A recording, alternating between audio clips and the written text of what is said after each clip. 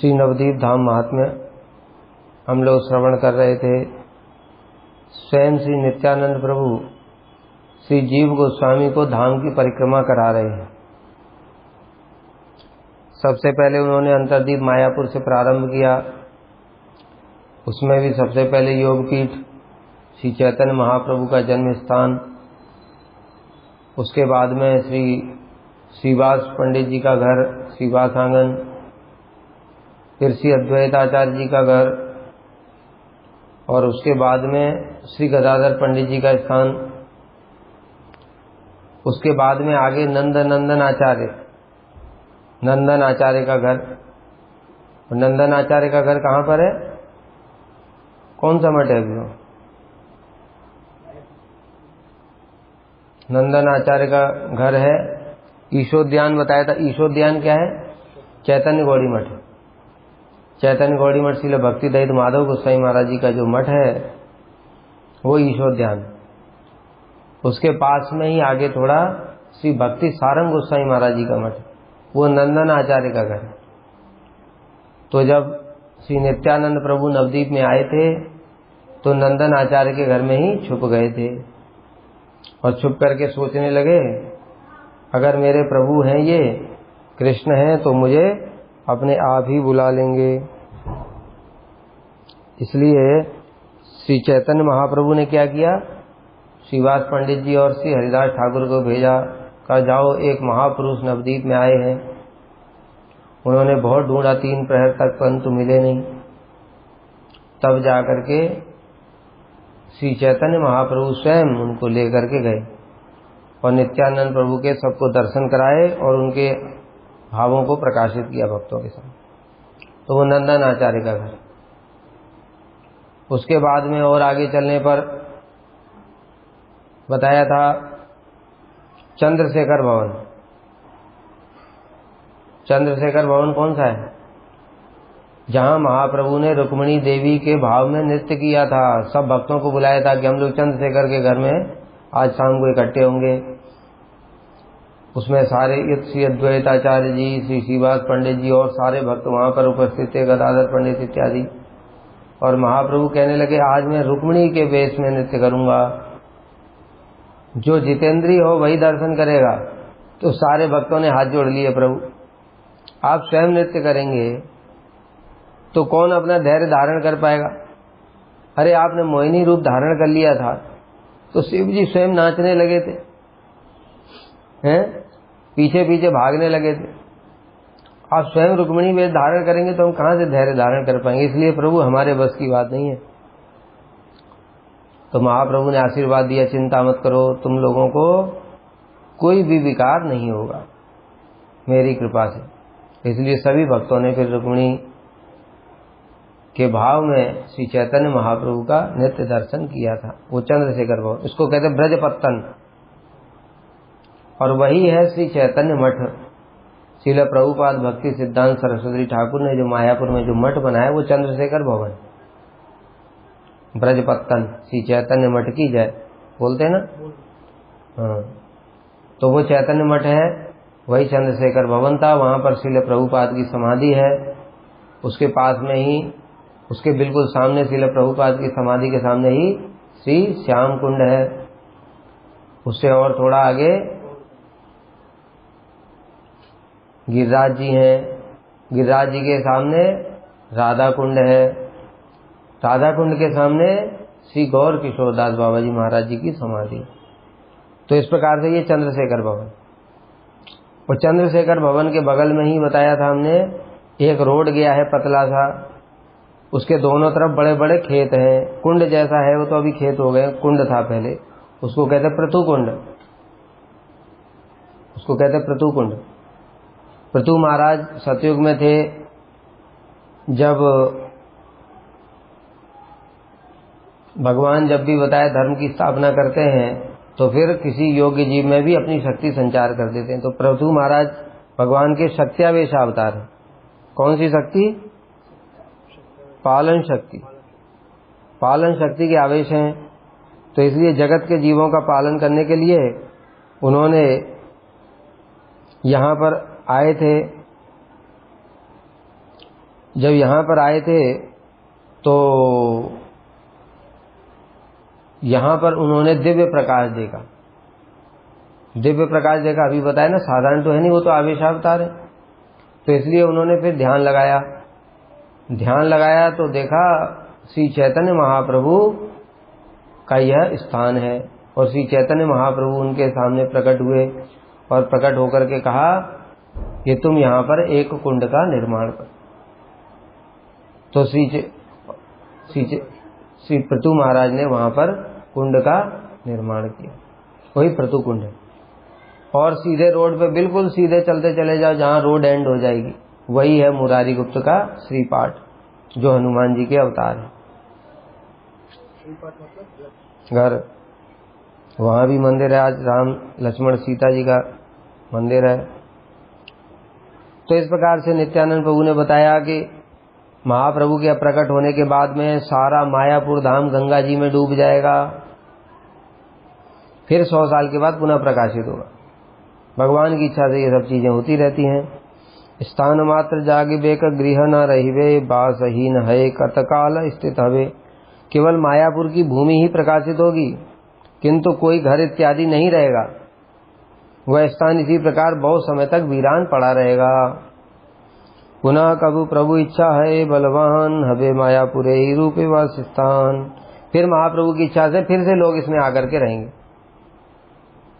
यही सब घाट गंगा तीरे पुनः हवे, प्रभुर मंदिर करवेन भक्त सबे। गंगा के तट पर पुनः सभी घाट प्रकाशित होंगे फिर समय के अनुसार, और फिर बहुत सारे भक्त लोग मिलकर के महाप्रभु के विशाल मंदिर का निर्माण करेंगे। कौन सा? जो आज हुआ योगपीठ मायापुर। ये नित्यानंद प्रभु भविष्यवाणी कर रहे पहले ही। अद्भुत मंदिर एक हईवे प्रकाश, गौरांगे नित्य सेवा हईवे विकास। एक अद्भुत मंदिर प्रकाशित होगा, जो महाप्रभु की नित्य सेवा दिन प्रतिदिन और अधिक विकसित होगी। तो योगपीठ मायापुर का मंदिर श्रील प्रभुपाद ने प्रकाश किया, और उसके बाद में महाप्रभु की वहां पर सेवा नित्य हो रही है। और उसके साथ ही साथ महाप्रभु की और सारे कितने सारे मंदिर बन गए, इसलिए नित्यानंद प्रभु ने सब पहले ही बता दिया। ये सब महाप्रभु की इच्छा से होगा। कितने सारे मठ बन गए वहां पर, सब हमारे श्रील प्रभुपाद जी के शिष्यों ने मठ बनाए। प्रौढ़ा माया वृद्ध शिवासी पुनराय, निज कार्य साधिवेक प्रभु इच्छाए। और फिर प्रौढ़ माया और शिव जी फिर आ जाएंगे यहाँ पर। डूब जाएगा तो फिर चले जाएंगे, कहाँ करेंगे? फिर से आ जाएंगे और महाप्रभु की सेवा करेंगे। इत सुनी जीव तबे कर जोड़ करी, प्रभु रे जिज्ञासे वार्ता पद युग धरी। ओहे प्रभु तुम्ही शेष तत्तेर निदान, धाम रूप नाम तत्व तुम्हारी विधान। जीव गोस्वामी ने हाथ जोड़ लिए नित्यानंद प्रभु के सामने, और हाथ जोड़ करके कहने लगे, प्रभु आप अनंत देव शेष के भी मूल कारण हैं। नित्यानंद प्रभु का प्रणाम मंत्र क्या है? संकर्षण कारणोतो साई, गर्भोध साई च पयोब्ध साई, शेषश्च यस्यांश कला स नित्यानंद राम शरणम ममास्तु। संकर्षण, नित्यानंद प्रभु सबके मूल है। नित्यानंद प्रभु कौन है? मूल बलदेव प्रभु हैं। बलदेव प्रभु के अंश हैं फिर मूल संकर्षण द्वारका में, उनके अंश हैं महासंकर्षण परव्योम में, महासंकर्षण के अंश हैं कारणोदकसाई, ठीक है। और इस प्रकार से फिर ये ब्रह्मांडों को धारण करने के लिए फिर वो अनंत शेष रूप में अवतार लेते हैं। तो कितना नीचे हैं, और नित्यानंद प्रभु सबके मूल हैं। इसलिए कह रहे हैं आप अनंत देव शेष के भी मूल हैं, आप धाम हैं। नित्यानंद प्रभु ही धाम स्वरूप में विराजमान हैं, और आप भगवान के अनेक रूपों के आश्रय स्वरूप हैं। अनेक अवतार जो हैं, जैसे बताया कि कारणोदकसाई से प्रकट होते हैं, कहीं गर्भोदकसाई से प्रकट होते हैं। इसलिए कह रहे हैं कि अनेक अवतारों के भी मूल कारण है। समझ में आया क्यों मूल कह रहे हैं? यदेव प्रभु इच्छा मते कर्म कर, तबु जीव गुरु तुम्ही सर्वशक्तिधर। यद्यपि आप महाप्रभु की इच्छा से कार्य करते हैं, यानी स्वतंत्र नहीं करते, किंतु आप जीव मात्र के ही गुरु और सब प्रकार की शक्तियों को धारण करने वाले। आप स्वयं भगवान हैं। नित्यानंद प्रभु कौन है? बलदेव प्रभु हैं। वो भगवान के द्वितीय प्रकाश है, भगवान है। गौरांगे तो माते भेद जय जन करे, पाषंडी मध्य ते तारे विज्ञ जन धरे। जो आप में और महाप्रभु में भेद करता है, विज्ञ पुरुष उसको पाषंडी कहते हैं। क्यों? कृष्ण के द्वितीय प्रकाश बलराम, तो महाप्रभु के वही कृष्ण ही तो महाप्रभु हैं और द्वितीय प्रकाश उनके बलराम ही नित्यानंद है। तो दोनों में भेद कहाँ रहा? शास्त्र यही कह रहे हैं, कृष्ण के द्वितीय प्रकाश बलराम, तो नित्यानंद प्रभु और बलराम, इसमें महाप्रभु में कोई भेद रहा? कोई भेद नहीं रहा। फिर भी जो लोग ऐसा कहते हैं वो पाषंडी है। अब अपना संशय बता रहे हैं, जीव गोस्वामी प्रश्न पूछ रहे हैं। सर्वज्ञ पुरुष तुम्ही लीला अवतार, संशय जागिला एक हृदय हमार। मेरे हृदय में प्रभु एक संशय जागृत हुआ है, आप सर्वज्ञ हैं, इसलिए आप इसका निवारण कीजिए। जे समय गंगा लुकाई वे मायापुर, कोथा जावे शिव शक्ति बल ठाकुर। जब गंगा जी डुबा देंगी मायापुर को तो शिव जी कहाँ जाएंगे? प्रभु आप मुझे ये शंका का निवारण कीजिए, शिव जी क्या करेंगे फिर? क्योंकि बाकी सब लोग तो अप्रकट हो गए महाप्रभु के परिकर, तो वो तो सारे के सारे धाम को अपने चले गए और वहीं पर रहकर भी अप्रकट लीला में चले गए, क्योंकि शिव जी तो साक्षात विराजमान रहेंगे, इनका क्या होगा? नित्यानंद प्रभु कह रहे हैं, नित्यानंद बले जीव सुना वचन, गंगार पश्चिम भूमे करह दर्शन। ये उच्च चढ़ा देगा पार डांगा नाम, तथा शिव प्रमंडली ग्राम। सुनो, गंगा के पश्चिम भाग में एक भूमि है। पश्चिम भाग मतलब गंगा जी उधर से बह रही हैं, पूर्वी भाग में मायापुर है, और इस साइड में जिधर से हम लोग नवदीप घाट, उस साइड में पश्चिम भाग हुए, उसमें कह रहे हैं कि ये जो ऊंची भूमि पश्चिम भाग में दिखाई दे रही है, वहां पर पारडांगा नामक एक स्थान है जहां ब्राह्मणों का एक गांव है। तहार उत्तरे आछे जाह्नवी पुलिन, छिन्न डेंगा बलि तारे जाने न प्रवीण। इसके उत्तर में जाह्नवी पुलिन है और व्यक्ति उसे छिन्न डेंगा कहते हैं। यही तब पुलिन एक नगर बसी वे ताहत, तथा शिव शक्ति किचु दबस रही। उसी पुलिन पर एक नगर बसेगा, अभी वो है कि नहीं है वो पता नहीं, लेकिन ये कब बताया? जब 100 साल तक डूब जाएगा तब उसमें शिव जी कहाँ रहेंगे। वहां एक नगर बसेगा और शिव और शक्ति वहां पर कुछ दिन वास करे। कुछ दिन कब तक? मतलब कम नहीं, फिर से जब मायापुर प्रकाशित होगा फिर आ जाएंगे इधर। ओ पुलिन महात्मा के कई बारे पारे, रास स्थली आचे यथा जाह्नवीर धारे। उस पुलिन के महात्मा का कोई वर्णन नहीं कर सकता, जहां पर जाह्नवी के तट पर रास स्थली विराजमान। बताए ना, नवदीप में समस्त ब्रज के 12 वन और उपवन विद्यमान, तो वहां रास स्थली है जहां पर शिवजी रहेंगे। और शिवजी इसलिए गोपेश्वर है ना, गोपेश्वर महादेव कहाँ रहते? रास स्थली के। वो कौन है? क्षेत्रपाल है रास स्थली के। रास स्थली में शिवजी की और योग माया की कृपा के बिना प्रवेश नहीं हो सकता, इसलिए उनका प्रणाम मंत्र क्या है? वृंदावनावनिपते जय सोम सोम मोले, सनक सनंदन सनातन नारदेड्य, गोपीश्वर ब्रज विलासी युगांग्र पद में प्रेम प्रेच निरूपादि नमो नमो। जो ब्रज में युगल प्रेम, युगल जो राधा कृष्ण युगल रास इत्यादि करते हैं, उनके चरणों की हमको प्रेमा भक्ति आप प्रदान कीजिए। और बता रहे बालूमय भूमि बटे चर्म चच्छे भाई, वहां पर बालू वाली भूमि है। जब गंगा जी हट गई तो बालू बालू रह जाएगी, लोगों को दिखाई देगा ये बालू वाली भूमि है। रत्नमय नित्य धाम दिव्य लीलाता है, लेकिन उसको ऐसा मत समझो, वो क्या है? रत्नमय है। हमारे आंखों से कैसा दिख रहा है? वो बालू दिख रहा है, लेकिन भगवान कहाँ जहां पर रास लीला करते हैं सब क्या है? वो दिव्य वृंदारण कल्प द्रुमाद श्रीमद रत्नागार सिंहासन। श्री श्री राधा श्रील गोविंद देवो पृष्ठा लीबी सेव्यमानो स्मरा। यही है क्या? दिव्य वृंदावन धाम है। कल्प द्रुमाद, वहां पर कल्प वृक्ष विराजमान है। उस कल्प वृक्ष के नीचे श्रीमद रत्नागार सिंहासन। रत्न का, दिव्य रत्नों का सिंहासन। इस जगत के कोई रत्न नहीं है, वो सब चिन्मय रत्न है। ऐसा एक भी रत्न इस जगत में नहीं है। ठीक है। और उस रत्न सिंहासन पर श्री श्री राधा शील गोविंद देवो, श्री श्री राधा और श्री गोविंद जी विराजमान हैं। और प्रेष्ठालीवी सेव्यमानो स्मरामि, प्रेष्ठालीवी मतलब प्रेष्ठाली, प्रेष्ठा आलीभी, प्रेष्ठा माने अत्यंत प्रिय, आलीभी माने सखियां, ठीक है।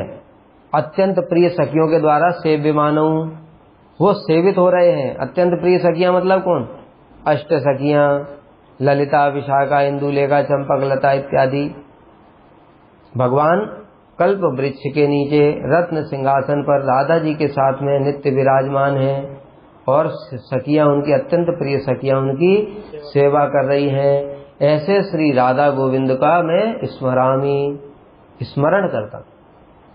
इसलिए जब हम लोग ये सब मंत्र बोध जप करते हैं, जब ये सब भाव ध्यान में रखना चाहिए, ठीक है। हमको तो काल्पनिक चित्र बनाने की जरूरत नहीं है, भावना करो केवल कि वृंदावन धाम है और ये है।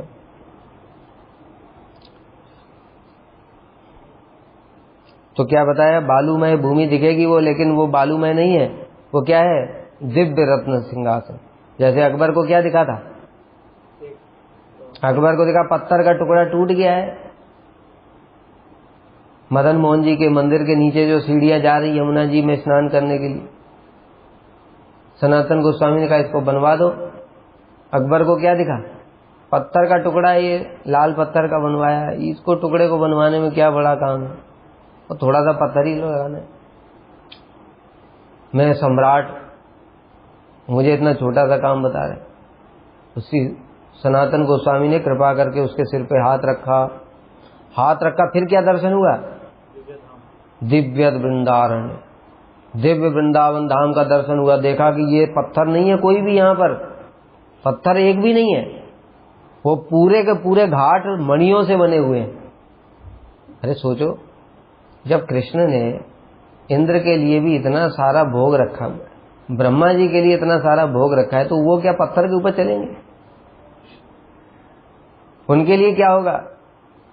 इसलिए दिव्य वृंदावन, और उसमें रत्नमय, सब रत्नमय मणियों से जड़ित घाट है, वहां पर राधा कृष्ण विराजमान होते हैं, वहीं पर लीला करते हैं सब, ठीक है।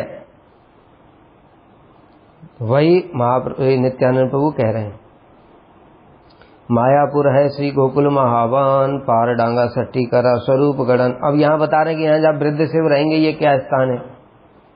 मायापुर तो हो गया गोकुल महावन, और ये जो पार डांगा बताया पश्चिम भाग में, ये हो गया छठी करा। छठी करा क्या है? जब श्री नंद महाराज गोकुल में उत्पात होने लगे, पूतना आ गई, फिर कौन आया? सकटासुर आया, फिर तृणावर्त आया, तो नंद बाबा बड़े परेशान हो गए। कहने लगे हमारे लाला का यहाँ पर जीवन बड़ा खतरे में है, इसलिए हम लोग कहाँ जाएंगे? नंदगांव जाएंगे। नंदगांव क्यों जाएंगे? नंदगांव क्यों जाएंगे? पहले नंद बाबा नंदगांव में ही रहते थे। नंद बाबा के जो पूर्वज हैं, कौन? पर्जन्य गोप। पर्जन्य गोप जो हैं वो नंदगांव में ही रहते थे। फिर नंदगांव में ये केसी दैत्य बड़ा उत्पात करता था। ये केसी दैत्य के उत्पातों से परेशान होकर के फिर वो गोकुल महावन आ गए। तो गोकुल महावन आ गए, तो फिर जब कृष्ण का जन्म हुआ, कृष्ण का जन्म हुआ तो फिर ये असुरों के उत्पात फिर शुरू हो गए। तो नंद बाबा ने सोचा हमारे पूर्वज तो नंदगांव में ही रहते थे, तो हम फिर से वहीं चले जाते हैं, वहां ऊपर पर्वत के ऊपर भी है, थोड़ा सिक्योर रहेगा। तो इसलिए जब आ रहे थे नंदगांव के लिए, तो अब इतना सारा 9 लाख गाय हैं और सारे ब्रजवासियों को लेकर के आ रहे हैं, तो जहां जहां पर नंद बाबा डेरा डालते थे उसके पास में ही वृषभानु महाराज भी डेरा डालते थे। नंद बाबा रहते थे गोकुल में, वृषभानु महाराज रावल में।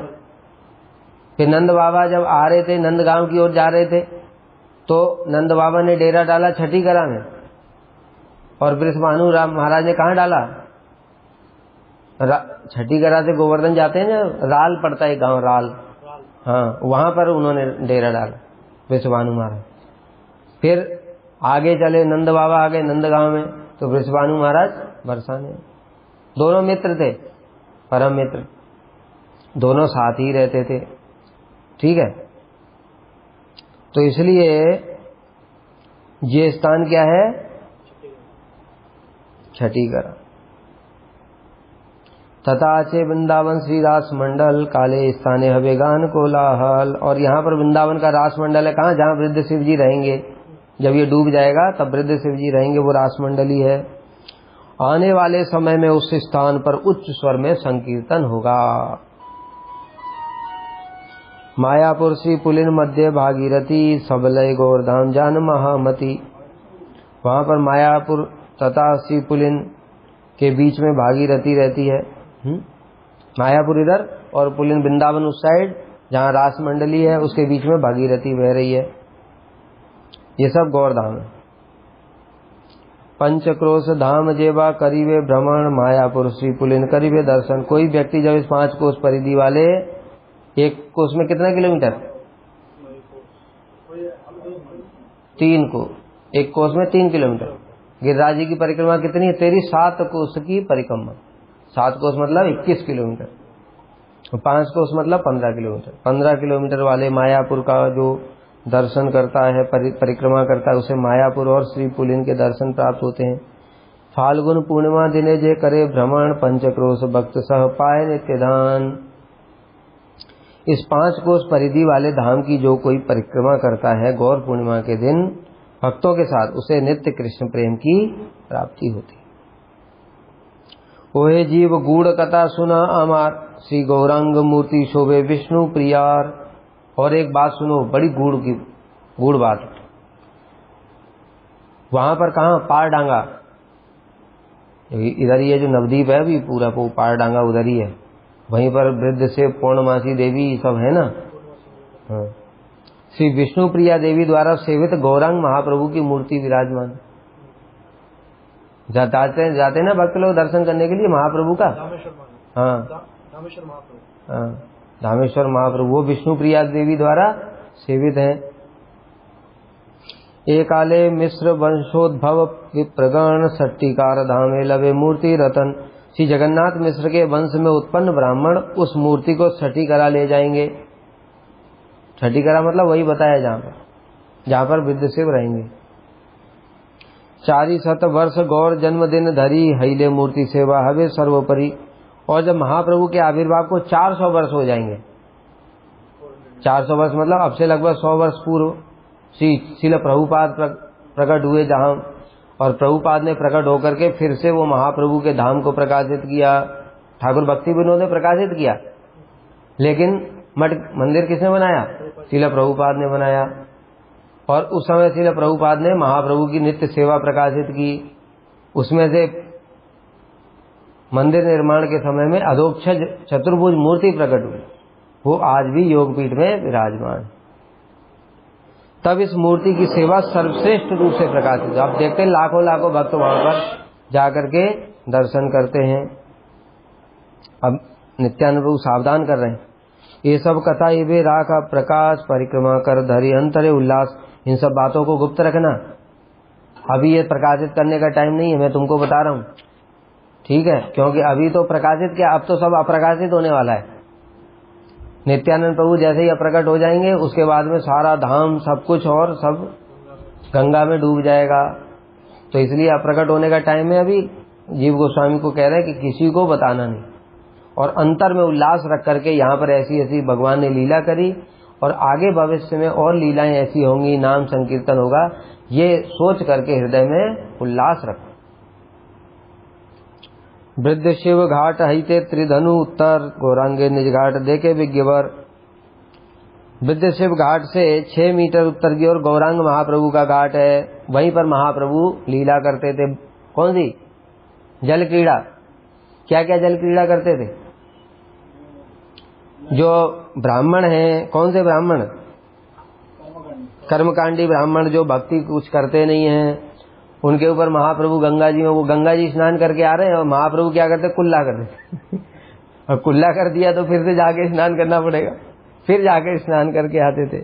कभी उनके कपड़े गंगा जी में फेंक दिए, और जो कन्या स्नान करती थी उनको महाप्रभु क्या कहते थे, अरे तुम गंगा की पूजा क्यों कर रही हो, मेरी पूजा करो, मैं गंगा का पति हूँ।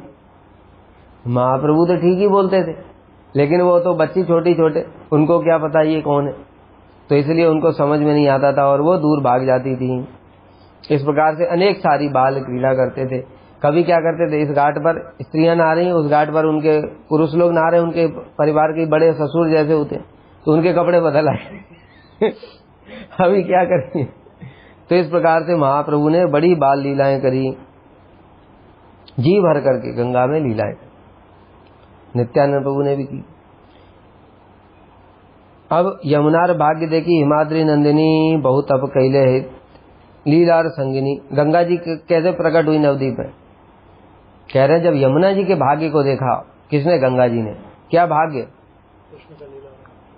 कि यमुना जी के अंदर में साक्षात कृष्ण समस्त अवतारों के भी जो मूल हैं वो यमुना जी के अंदर में लीला करते हैं। कौन सी दिव्य लीलाएं, रास लीला करते करते भगवान यमुना जी के तट पर उपस्थित हुए। बालू वहां पर श्वेत बालू, एकदम ऊपर से चंद्रमा की किरणें पड़ रही हैं। क्या जो जल है यमुना जी का झलमल झलमल कर रहा है, और उसमें भगवान ने फिर प्रवेश किया यमुना जी के जल में, और उसमें फिर बड़ी जल क्रीड़ाएं करी। तो इस प्रकार से भगवान ने इसमें इतनी मधुर मधुर लीलाएं करी यमुना जी में। यमुना जी उन सारी लीलाओं की साक्षी हैं, लेकिन गंगा जी में तो नहीं किया। इसलिए गंगा जी ने तपस्या करी, बहुत तपस्या करने का। कृष्ण कृपा करी बले दिया दर्शन, गौर रूपे तब जले करी वह क्रीड़न। गंगा जी ने जब तपस्या करी तो महाप्रभु प्रकट हुए, और महाप्रभु ने प्रकट होकर के कहा चिंता मत करो, जब मैं नवदीप में लीला करूंगा तब तुम्हारे अंदर में मैं साक्षात लीला करूंगा। इसलिए गंगा जी और यमुना जी में कौन श्रेष्ठ? कोई कह रहा यमुना जी, कोई कह रहा गंगा जी। एक बार अकबर जी के दरबार में यही सब हुआ था।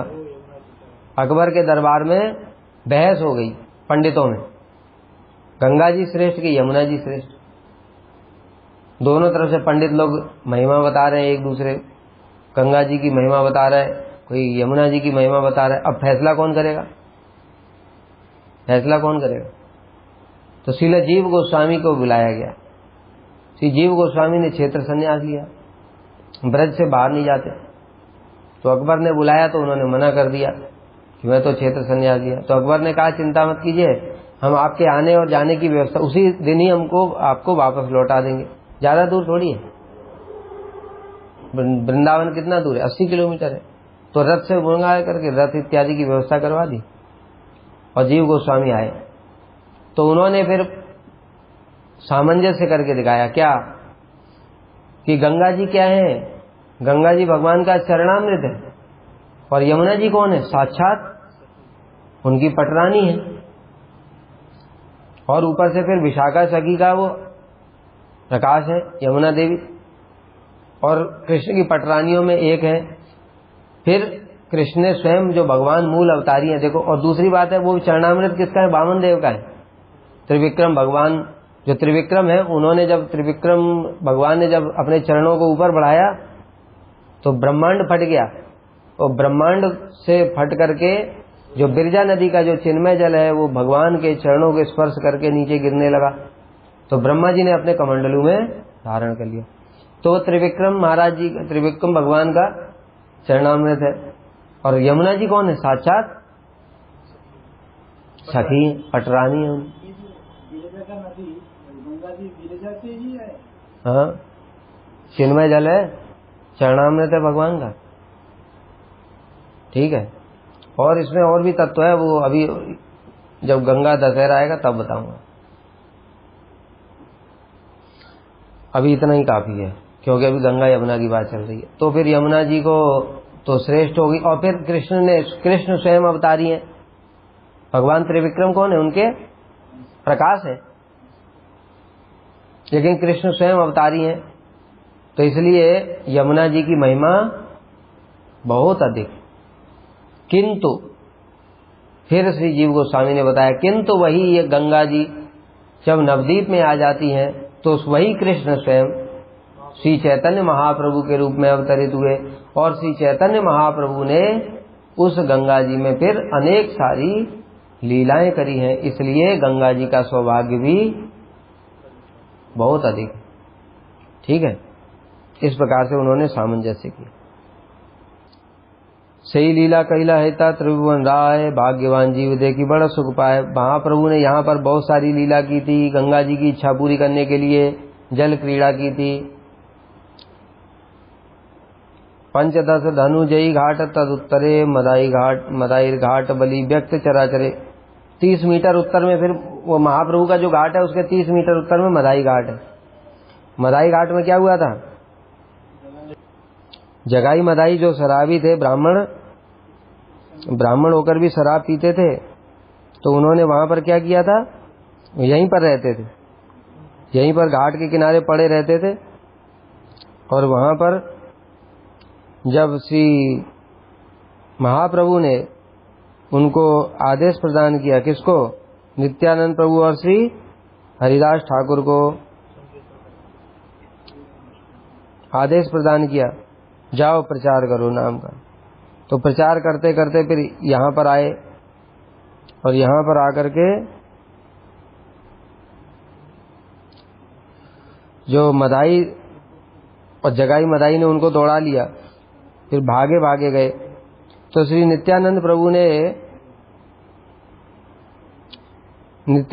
क्या किया?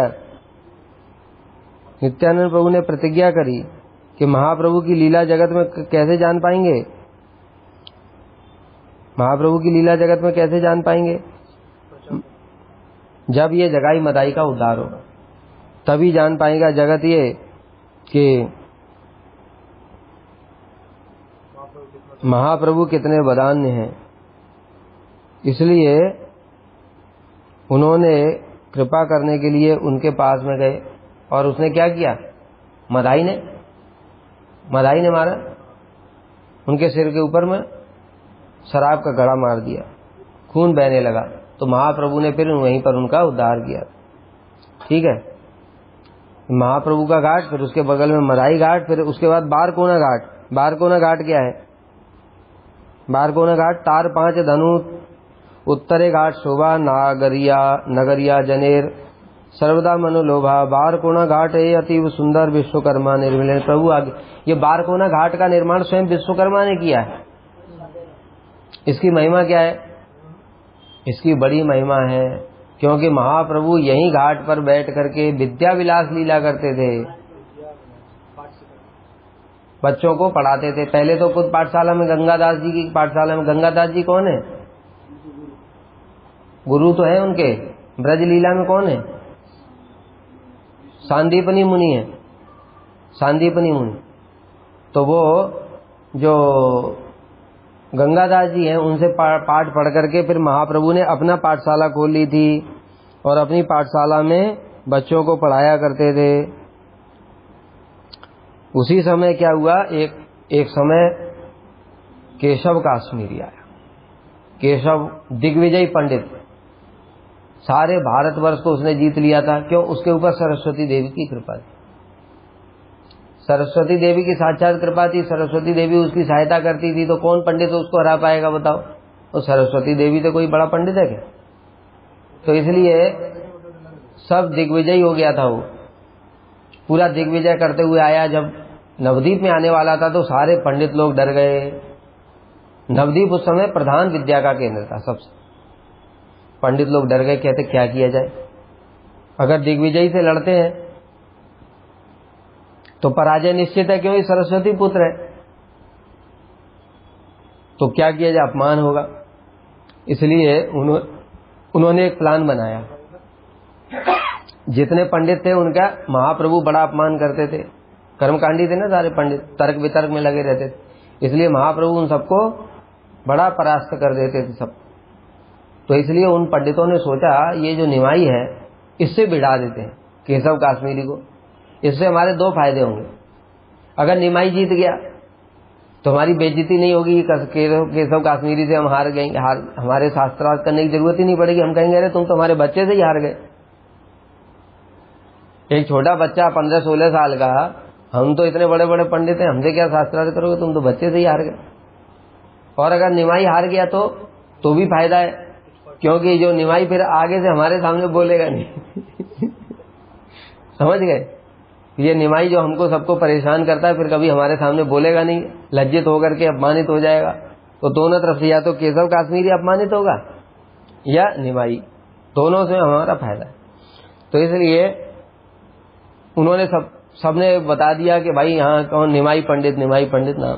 तो केशव काश्मीरी ने निमाई पंडित का बड़ा नाम सुना नदिया में। तो केशव काश्मीरी शाम के टाइम यही बारकोना घाट पे आया था और महाप्रभु अपने विद्यार्थियों को लेकर के बैठे हुए थे, सुंदर कथा सुना रहे थे। पास में ही गंगा जी बह रही थी सुंदर रूप में, कल कल करती हुई। केशव काश्मीरी आया तो महाप्रभु को भक्तों ने बता दिया, बालकों ने, यही केशव काश्मीरी है। और केशव काश्मीरी को भी बता दिया कुछ लोगों ने, यही है निमाई। बस उसके बाद में श्री चैतन्य महाप्रभु ने उनको बुलाया, सम्मान पूर्वक कहा आइए विराजमान होइए, आसन दिया बैठने के लिए। और महाप्रभु उसकी प्रशंसा करने लगे, आपकी बड़ी महिमा सुनी है, आप हमको भी कुछ सुनाइए। तो अहंकार में बोला, बताओ क्या सुनना चाहते? सरस्वती पुत्र है, अहंकार तो हो गई। हम तो सरस्वती पुत्र नहीं है, फिर भी थोड़ा जान लेते हैं, इतना अहंकार हो जाता है। तो इसलिए उसने कहा बताओ क्या सुनना चाहते हो? तो महाप्रभु ने कहा बगल में ही गंगा जी, भगवती गंगा बह रही हैं, आप इनकी महिमा बताओ। बस इतना सुनते ही तो केशव काश्मीरी ने नॉन स्टॉप नए नए श्लोक रचना कर करके 100 श्लोक बोल दिए। 10-15 मिनट के अंदर ही 100 श्लोक बना करके बोल दिए। हम तो 10-15 मिनट में याद करे हुए श्लोक भी नहीं बोल सकते। तो फिर और बड़े अहंकार पूर्वक, गर्व पूर्वक देखने लगा। महाप्रभु हंसने लगे। हंसते हुए महाप्रभु ने कहा अच्छा, इसमें से किसी श्लोक के आप गुण और दोषों का विचार की। केशव काश्मीरी कहता है मेरे श्लोकों में गुण ही गुण है, दोष नहीं है। फिर भी बताओ कौन से श्लोक का सुनना चाहते हो? तो महाप्रभु ने एक श्लोक को बोल दिया और बड़ा आश्चर्य में पड़ गया, ये तो श्रुतिधर है। क्योंकि इतने श्लोक तेजी से बोले कि कोई आदमी उतना समझ भी ना पाए। और नया श्लोक कहीं पहले पुराना सुना हो तो चलो ये है कि थोड़ा याद भी हमको भी, नया श्लोक बनाया तो इसको याद कैसे हो गया एकदम? तो महाप्रभु हंस करके कहने लगे आप सरस्वती देवी की कृपा से जब दिग्विजयी हो सकते हैं तो कोई सरस्वती देवी की कृपा से श्रुतिधर भी तो हो सकता है। यह सुनते ही तो दिग्विजयी बड़ा परेशान हो गया। फिर उसने जब इस गुण बताए तो फिर दोष तो बता नहीं पाया। तो महाप्रभु ने उसके श्लोक में फिर 5 गुण और 5 दोष निकाल दिए। यह देख करके तो सुन करके दिग्विजयी बड़ा लज्जित हो गया। एक बच्चे से हार गया, दिग्विजय करके आया, एक बच्चे से हार गया। और अपमानित होकर के गला गर्दन झुका करके महाप्रभु ने बड़ी सांत्वना दी कि अरे चिंता मत करो, ये विजय पराजय तो लगी रहती है, ये बताया। लेकिन उसके मन में तो पूरा बैठ गया ना, क्या करे बेचारा, सारा दुनिया को जीत करके आया। इसलिए दुखी होकर के और सरस्वती देवी को स्मरण करते हुए कि देवी आज तुमने मेरी सहायता नहीं करी, सो गया। रात में सरस्वती देवी स्वप्न में आई और कहती हैं कि अरे तूने मेरी जितनी सेवा करी आज उसका तुझे फल मिला है, वो मेरे प्रभु हैं, जाकर के उनकी शरण ग्रहण कर ली। तो दिग्विजयी फिर महाप्रभु की शरणागत हुआ। ये बारकोना घाट विश्वकर्मा ने स्वयं बनाया। पंच शिवालय घाट, पंच शिवालय यही घाट देखे जीव, पंच शिवालय, पंच तीर्थ लिंग, पंच सदा ज्योतिर्मय। हे जीव देखो यहाँ पर 5 शिवालय हैं, 5 शिवलिंग है, 5 ज्योतिर्मय शिवलिंग यहाँ पर विराजमान है। अभी बहुत सी चीजें तो लुप्त हो गई हैं, इसलिए अभी ढूंढना नहीं सकता, जाकर के ढूंढना शुरू कर दो। 500 साल पहले ये बताया नित्यानंद प्रभु ने जीव गोस्वामी को। यही 4 घाट मायापुर शोभा करे, यथाय कर ले स्नान सर्व दुख हरे। ये 4 घाट मायापुर की शोभा करते हैं। कौन कौन से घाट? याद आया? मदाई घाट। अरे मदाई पहले आ गया, पहले महाप्रभु का घाट करो ना, पहले महाप्रभु का घाट, उसके बगल में फिर मदाई घाट, मदाई घाट के बगल में महाप्रभु का बारकोना घाट जहाँ पर महाप्रभु विद्या विलास करते थे, और उसके बगल में पंच शिवालय, चार ही तो बोला। मायापुर पूर्वादि के आछे जय स्थान अंतरदीप बलिता नाम विद्यमान। मायापुर के पूर्व में जो स्थान है उसे सब लोग अंतरदीप कहते हैं। एवे प्रभु इच्छा मते लोक बासहीन यही रूप स्थित रहे यारो कत दिन। महाप्रभु की इच्छा से अभी इस स्थान पर लोग नहीं रहते और अभी अनेक दिनों तक यही ऐसे ही सुनसान रहेगा। महाप्रभु जैसे कृष्ण आए, जब ब्रज में लीला किया, अपने साथी सारे को ले गए तो ब्रज क्या हो गया, पूरा जन शून्य हो गया। ऐसे ही महाप्रभु ने लीला किया, उसके बाद में उनके साथ साथ उनके सारे परिकर भी अप्रकट हो गए, तो वो स्थान जन शून्य हो गया। बहुत दिनों तक ऐसा ही रहेगा। कतकाले पुनः हेता लोक वास हवे प्रकाश ही वे स्थान नदिया गौरवे। फिर समय के प्रभाव से यहाँ लोगों का वास होगा और यह स्थान नदिया के गौरव के रूप में प्रकाशित है। ओहे जीव अद्य तुम्ही रह मायापुरे कल लई जाव अमी सीमंत नगरे। जीव अब तुम आज मायापुर में ही रहो, कल हम तुम्हें सीमंत द्वीप में ले जाऊंगा।